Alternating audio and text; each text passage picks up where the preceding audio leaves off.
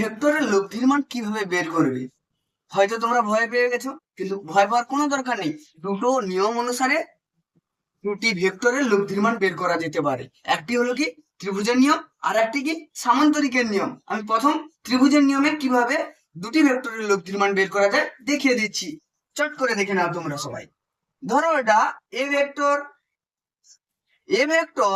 আর একটা ভেক্টর কি আছে, এটা বি ভেক্টর। দেখো দুজন প্রায় একই রাস্তা দিয়েছে, এখান দিয়ে গেল আবার উপরে উঠে গেল, এখানে বি ভেক্টর। কিন্তু আর একজন যে ভেক্টর, অর্থাৎ এদের যে লব্ধি ভেক্টর, সে এইদিকে কাজ করবে না। সে কি করবে, তাহলে এই ভেক্টরটা কি ওদের সপক্ষে যদি হতো তাহলে এইদিকে আসতো, কিন্তু না, সে কি করবে, তাদের বিপরীতে কাজ করবে। ওরা যেদিকে আসার চেষ্টা করছে তার বিপরীত দিকে হয়ে যাবে। তাহলে কি হলো, এটা আর ভেক্টর। এই আর ভেক্টর কি, এই যে তৃতীয় বাহুটা কি, এটা লব্ধির মানকে কি করে নির্দেশ করে।